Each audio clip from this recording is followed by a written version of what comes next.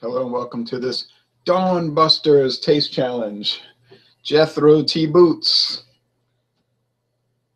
Kentucky straight bourbon, aged a minimum of 4 years, 80 proof, produced by the Sazerac Company or the Legacy Distilling Company, but really Sazerac for CVS Pharmacy. It is only sold at CVS pharmacies if your CVS pharmacy sells liquor. Okay, versus Jim Beam Choice. All right, so the Jethro T boot's been on the market about 6 years. Jim Beam Choice was introduced in 1957. It was formerly known as Beam's Choice. It was a different ABV, different age statement. You know, these things change over the years. Now it's Jim Beam Choice, age 5 years, used to be 8, I believe. Charcoal filtered, that's always been the case. That's what made it its own thing, the Choice, Jim Beam Choice, charcoal filtered. Now it's 80 proof, but it has been discontinued. So if you can find it, you better get it because you're not going to see it much longer. That's what the company told me in an email. They said it's going away. That's the term they use, going away. I would have started at 5:30 for this Dawn Busters, but there was some little delays, like having to eat breakfast. The rest of the cornflakes with General Mills' Kix added to it. Kix, remember Kix, K-I-X. Plus MLB yesterday rebooted or reformatted their daily recap section where they do the recaps of the games. And it went from being really fast. Now it seems to be problematic. Even some of the videos would not come up. So I had to switch to ESPN.com to watch other highlights, and that's always a problem there, or often a problem because their player doesn't work right. You say, oh, it's your system. It's not my system. It's not my equipment because it's just an ESPN problem. Google has, if you look that up on Google, MLB scores, it'll have all the videos. And it'll play fine. The only problem with them is their ads tend to be very long and repetitive, and it drives you crazy. But anyway, so I got through that, had to check the standings and the box score for the Cubs and White Sox, and then, like I said, eat breakfast. So then at 5:30 is always just a target anyway. Street lights are still on, but I see the sky going from black to blue, so the sun is definitely coming up. And it's going to be a very hot day. Yesterday, about 96. Almost no breeze and humidity at an incredible level. Not so pleasant. All right.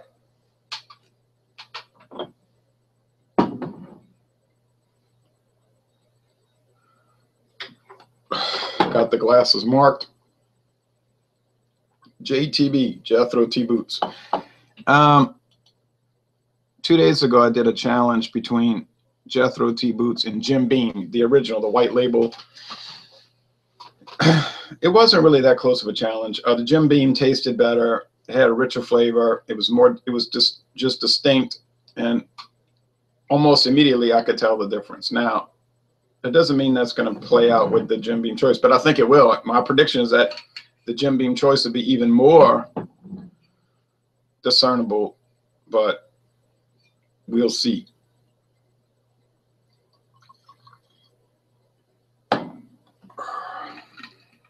So I got the JTB.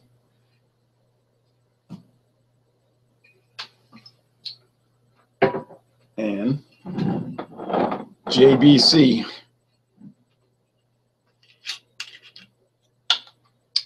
They're both 80 proof, like I said, both made in Kentucky.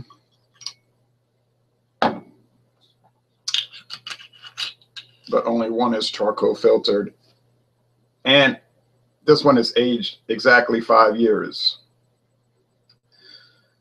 The boots, I don't know the age. I know it's a minimum of 4 years. It's at least 4 years old because there is no age statement. And if there's no age statement, it has to be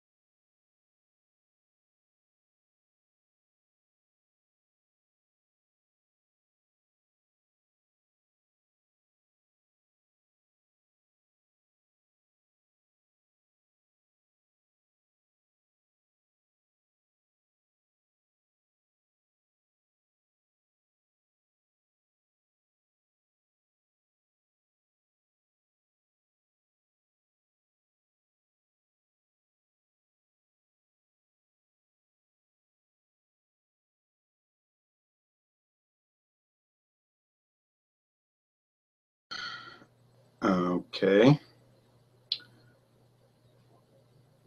Yeah, I think I'm gonna do an experiment with Google Chrome again. Ever since they started this, you might have noticed these problems across the board. They started this plugin thing, and they were saying on Firefox had a little article about it that there was problems, like they couldn't get their system to work with it anymore. Couldn't get their system to work with these Google Hangouts anymore. And they said that what Chrome told them is they're trying to fix it. And then they said on Firefox, well, when they get it fixed, we'll like tell our people, our fans that it's fixed. And then it won't work on Google. It won't work on Internet Microsoft Edge either. It just says you stumbled upon some. This is what Microsoft is saying. You've stumbled upon some vintage web tech. This website, Google Hangouts on Air, runs on older technology and will only work in Internet Explorer. So you have to open it through that old kind of retired platform. So I was joking last night about I do not have a game level system, like to have the memory to play all these high-tech video games, but I don't think it's that problem. It's a platform issue. I have pretty high speed on this system. Reserve Telecommunications, RTC, has a pretty high speed offering, so, and the memory seems okay, so I don't think it's me. All right, well, we'll go along with this. If it gets knocked off, come back on and whatever. So let's see. WC says, good morning to you, Ron. Isaac Rockmore says, hey, man, love the video. Shout out to Ronnie. Hey, hello, Isaac. Brian Jomp says, good morning, Ron. Good morning. All right, so the appearance is the same, golden amber, okay? Alcohol eggs, so you wouldn't be able to tell just from looking. I was pleased with the Jim Beam choice. I gave a bottle to my friend David. He's pretty much blown through his bottle. I don't think he has any left, maybe this much.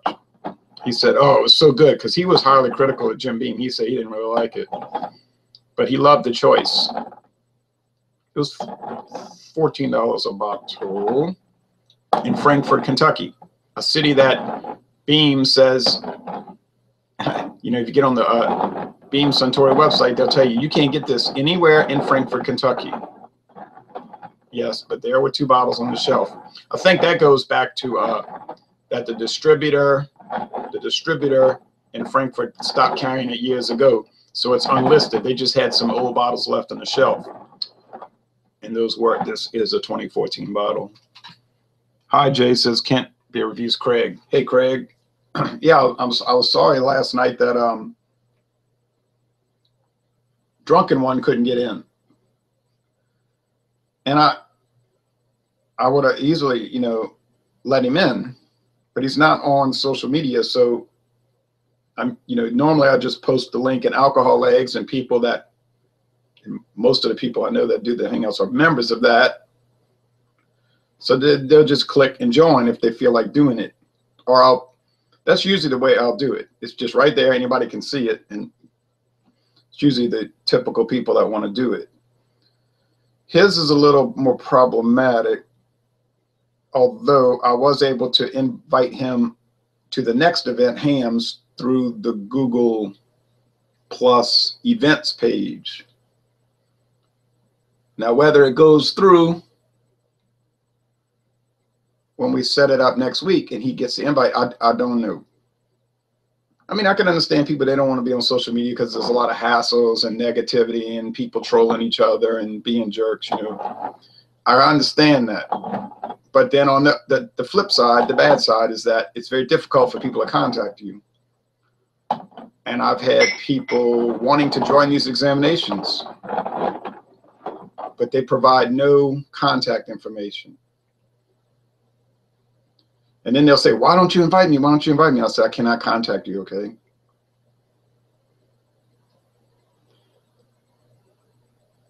I don't even have a phone number. I cannot do it with You know, so then they get angry and I don't hear from them anymore. They got their feelings hurt away. But it's not the case. What you mean awkward? Hi, Jay, awkward. How you mean awkward? You mean like the trying to contact or communicate with somebody that's not on social media? It is awkward and it's difficult.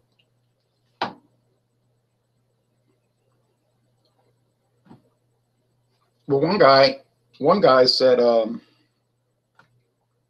here's my phone number. So I just called him. Yeah, awkward. Yeah, so I called him at his house on his, well, I guess a cell phone. People don't use landlines so much anymore. Oh yeah, okay, it's coming up. And then, but he had to join Google Plus in order to do the Hangouts. So I know that Drunken One is on the Hangouts via Google Plus in that sense. So he is on social media, at least in the bare minimal understanding of it, and that he has an account. But, you know, as far as being in groups and hanging out and doing chats, no, he is not part of that.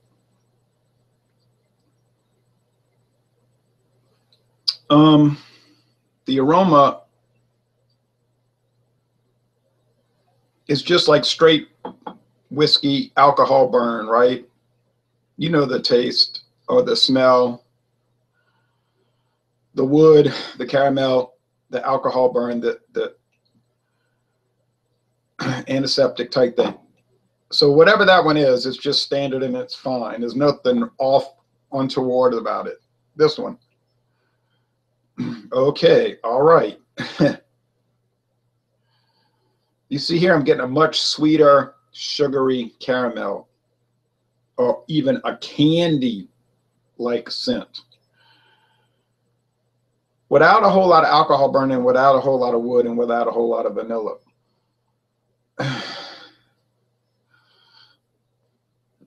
It seems to have less refinement and less character. And I think this here to my right is the Jethro T Boots. Okay. If the Jethro T Boots is $8.99 and the Jim Beam Choice is $14, so $9 to $14, if there's a $5 difference, you would expect there to be a $5 difference in quality. So then, yeah, I would hope that the Jim Beam Choice would be better. I paid a good deal more for it. Now, all right, go in with the taste.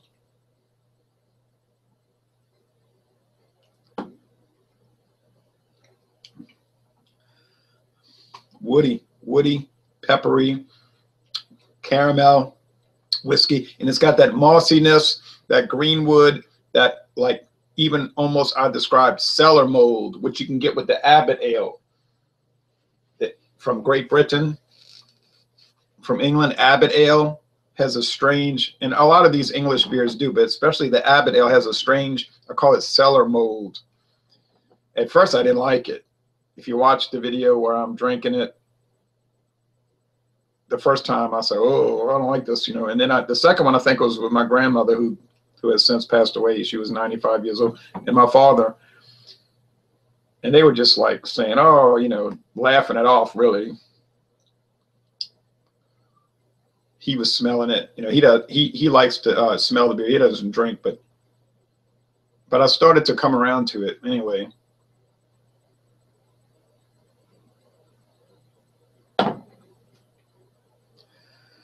I mean, a 4-pack of Abbott Ale is going to cost me as much, a 4-pack, as this bottle of bourbon.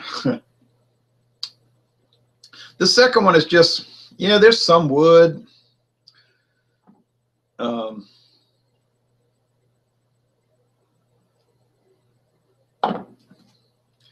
Candy. In the taste, though, more wood, more charcoal and wood comes out. Huh. It's interesting. The aroma is kind of like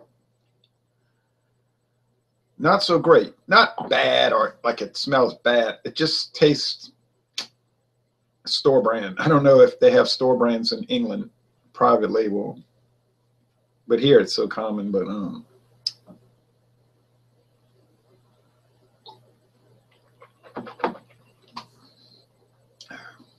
they both taste good. but the one here on the left, my left, might be your right. It's better. It's got more character. It's more refined. It's more mellow, maybe. So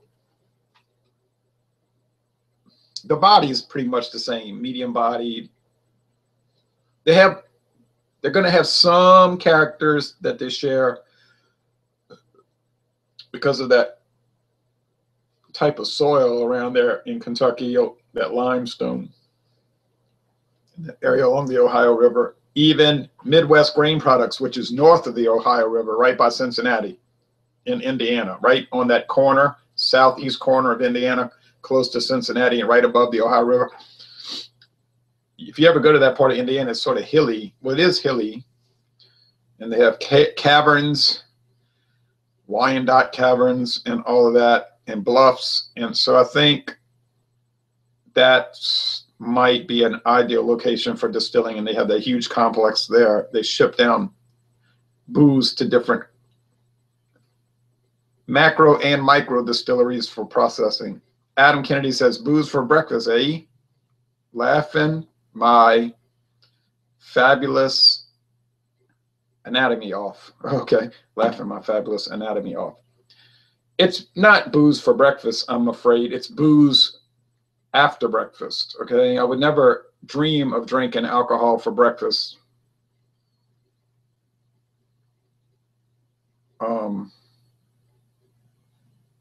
Unless it was scrambled eggs and bacon with some tomato. I'm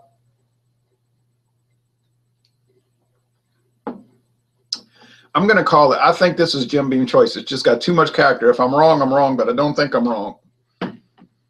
Jim Beam Choice. I got it. I got it. I did it. I did it. I did it. I did it. 2 days in a row. Well, 2 events in a row. Yesterday was no. Somebody asked me, no live broadcast? No. I do have a job. I do have to go to work.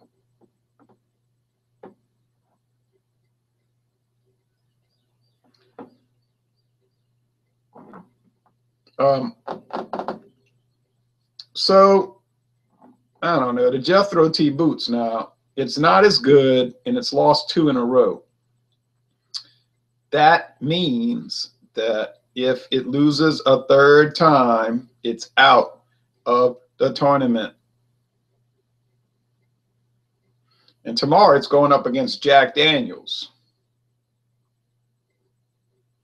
Old number 7, the black label. Will it be able to compete with that Tennessee whiskey style bourbon? It is a bourbon.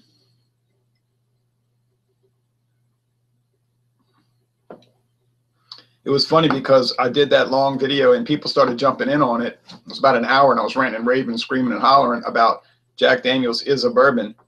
And some people got on to challenge me. And then other people commented, they schooled you on that. You got schooled on that. And I said, well, how did I get schooled?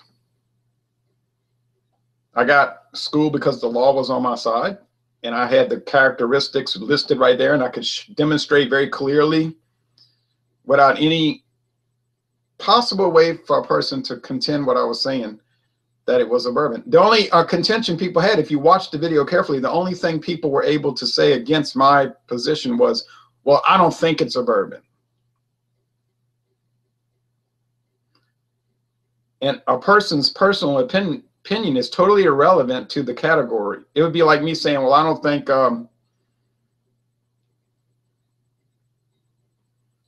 Pinot Grigio is a wine. Well, why do you say that? I just don't think it is.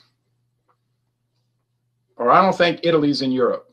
Well, it fits all the parameters of being, well, I don't think it's in Europe. It's, well, so we can make any kind of mad contention we want to make.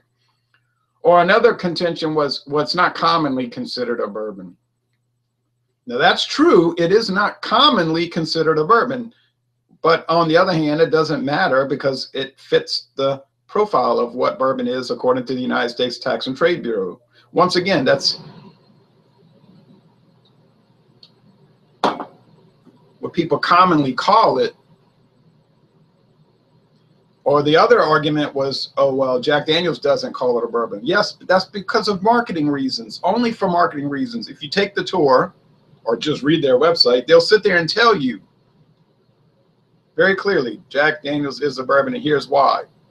Or Jack Daniels follows the bourbon protocol, but we just don't call it that because of charcoal filtering and their contention, charcoal filtering makes it not a bourbon. You notice this, Jim Beam? What does it say on the bottle? Charcoal filtered, very clearly. Sorry. Filtering is not part of the protocol anyway. However, you could filter it through a handkerchief and it would still be bourbon because the filtering is nowhere listed in the protocol. So, all right, enough ranting and raving with Ronald. And I might add, if I'm wrong, I'll always be the first to admit it when I'm wrong about things. But just this case, I wasn't. Now, the thing about pouring beer, no one could be right or wrong in that sense because there is no law about pouring beer. There's conventions. There's the 45-degree angle pour, then straight up, the straight in aggressive pour, the total side pour, 45 degree. Those are conventions. They're not laws. Okay.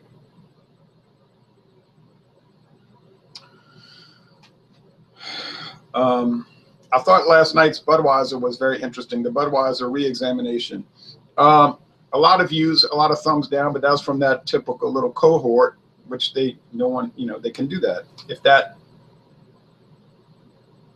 is your fancy to gather around the leader and whatever he says you do it, that's fine,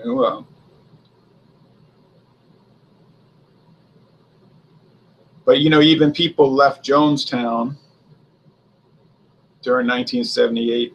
Some were trying to leave and were not allowed to. But, and then that was interesting because some of the arguments against what we were doing was that, you're just openly praising Budweiser and you're being biased towards it, and you're claiming it's an unbiased hangout. No, it was not biased towards Budweiser. It just seemed that way because the whole paradigm of the last 10 years is this totally unreasonable view of it. So it was just like you had 8 people or however many it was, and they were just looking at it as a product, just saying, oh, well, it tastes like beer, and blah, blah, blah, whatever about it. And we weren't screaming and saying it was an evil empire and it tastes like horse urine and all. So then by not doing that, it seemed biased towards it when it was not. Although we liked it, but, it's just a regular type beer. We like a lot of regular type beers. But that's why I said it's a flashpoint. And William Kepley was saying that too. Yeah, it's a flashpoint. If you just say the word, people's eyes roll back in their heads and they get up on the ledge and they talk about they're going to jump. You got to talk them down, and that. So it's then you have a situation where something balanced seems unbalanced just because of the whole, and that could be with a lot of topics, political topics, things related to history. You could talk about certain things, certain events in history. You might just say, well, I'm going to look at it in a balanced way. But then you'll be accused of favoring one side in a war, for instance. When you're not favoring the side, you're simply looking at it in a non-hysterical manner. And so people's perceptions, they have a hard time grasping the balanced view. Think for a minute. You could probably think of a few wars of the past where if you take a balanced approach, you'll be accused of favoring one side over the other, when in fact you're not. As for pouring beer, I agree, Ron, says Brian John. Wish people would stop correcting each other like they know everything. I think that's part of social media and the internet. You can't just hang out, talk, have a good time, say, oh, that's what you think, that's what I think. No, it's like you have to, like, people are so definitive about everything. You know what I mean? It's not like, well, this is what I think about it. It's, I am the arbiter of all truth. I have to show you I am right in every way, backed up by, well, no facts, no sources, just because I think that. Or my favorite citing of a source. You ever notice this? If you're on Google Plus or Facebook or maybe MySpace, I've never been on that. I've never been a member of that, but they'll say, they'll say, this is true, it's true. And I'll say, what do you have? Where are your facts for that? Everybody knows that, look it up. Sorry, but go to college. Well, I don't know about college these days, but I swear to you, if you cite a source and your source is, everybody knows that, look it up, you're not going to pass. You're not going to get a grade. I don't think they'll grade your paper. They'll just out of hand say it's unacceptable. Kent Beer Review said, I prefer the original Budweiser Budvar, or the Czech Var from Czechia, the Czech Republic. That's interesting because that was introduced in 1890s, 1891, 1892, I believe. So the funny thing about that story is that the original Budweiser really is the American one from 1876. And we know they had that ongoing lawsuit that's been going on. I prefer the European one too, because it's made without the rice adjunct. It's more of that Euro style lager. And then there's a dark version I'd like to try. But when they were selling Budweiser over there in Europe, the Budweiser of Europe says, oh no, you're violating the copyright. And then Anheuser-Busch said, well, how's that? We were here before you. We have the copyright. So if you look at the history of the lawsuit, the European courts tended to favor the Czech, or at that time it was Austrian, right? It was part of Austria until 1918. The Kingdom of Bohemia, part of Austria, the Austrian Empire. But they say, oh yes, the European company's right. But then in America, the courts in the United States and Canada say, no, Anheuser-Busch is right. So in Europe, they sell it as Bud, right? On the European continent, it's sold as Bud, not Budweiser. And in America, they can't sell the Czech Budweiser as Budweiser. They sell it as Budvar or Czech Var.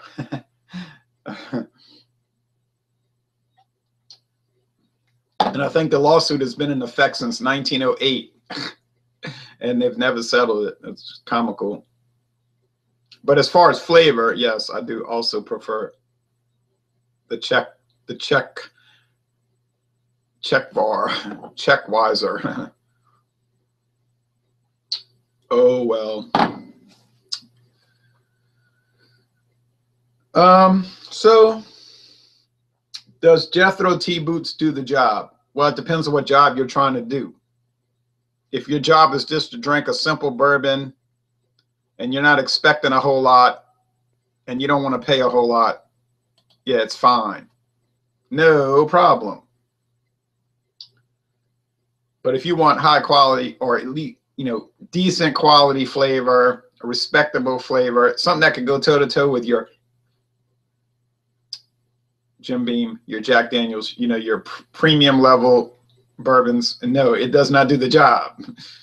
And I'm telling you, I'm going to keep this promise. If it loses tomorrow, you will not see any more taste challenges involving Jethro T boots. 3 strikes, you're out. Now, if it can tie, a tie is a wash, right? So if it ties Jack Daniels, then you'll see it entered into a contest with the Jack Daniels #7, not old #7, the #7, the green label. So it's all about competing. So you got a lot of work to do, Jethro T boots. But then what do you expect for $8.99 a bottle? You get what you pay for, right? That's what people say. Usually that is the truth. David Solozaro puts a picture of a cat eating a fish in a bowl and called Fat Cat. Okay, thank you for that cartoon picture. But then he said, oops, I meant to say, I don't know how a cartoon popped up. I meant to say I had Evan Williams last night. Oh, okay. I've never had that bourbon, but I have 2 bottles in my cabinet. The original, the black label, and the green label. So that'll be something to check out. All right. That's it, folks. It's over. This hangout is over. Goodbye, folks.